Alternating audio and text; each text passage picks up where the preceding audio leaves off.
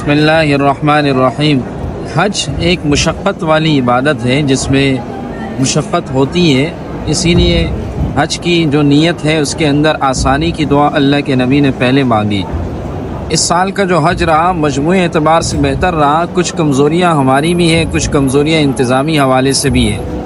ہماری کمزوریوں میں سب سے پہلی کمزوری جو دکھنے میں یہ آئی کہ بسا اوقات ہم افضلیت کے پیچھے پڑ جاتے ہیں اور اس وقت ہم یہ نہیں دیکھتے کہ اس افضلیت کے علاوہ ایک جائز عمل بھی ہمارے سامنے موجود ہے، ہم اس جائز عمل کی طرف نہیں جاتے۔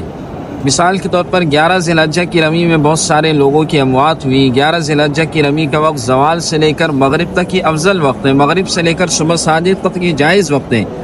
لوگوں سے ہم نے کہا اور لوگوں سے جب یہ بات کہی گئی، اس کے باوجود لوگوں نے جو ہے وہ اس بات پر عمل نہیں کیا اور زوال کے بعد ہی نکلنا شروع ہو گئے، جس کی وجہ سے بے ہوشیاں اور جس کی وجہ سے بہت ساری اموات ہوئی یہاں پر۔ تو ہم افضلیت کے پیچھے پڑ جاتے ہیں، اس وقت یہ نہیں دیکھتے کہ موجودہ صورتحال کیسی ہے، رش کتنا ہے، گرمی کتنی ہے، یہاں پر اس وقت گرمی بہت شدید تھی، تو ہم اس کو نہیں دیکھتے۔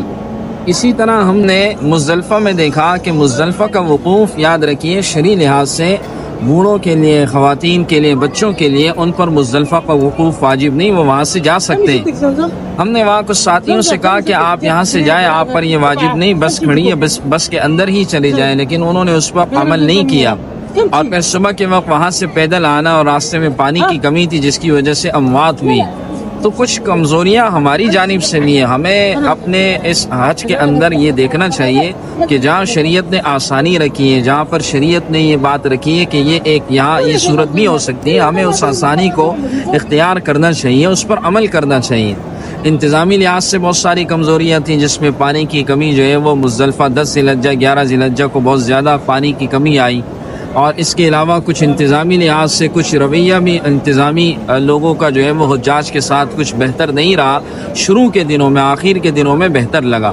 تو اللہ سے عافیت بھی مانگا کریں، اور جب بھی حج پہ آئے تو حج جوانی کی عبادت ہے، جوانی میں یہ کرنی چاہیے، اور والدین کو اگر بھیجنا ہو تو ان کے ساتھ ضرور آیا کریں، ان کو والدین کو اکیلے مت بھیجا کریں۔ اس سال جو حادثات ہوئے، اس سال جو گرمی کی وجہ سے جو واقعات ہوئے جو ہم نے دیکھے وہ ناقابل بیان ہے، اس لیے آپ سب جو ہے وہ حج پہ آئیں تو شریعت کا ایک جائز عمل بھی دیکھا کریں کہ جائز اس وقت کیا ہے۔ اللہ کریم عمل کی توفیق عطا فرمائے۔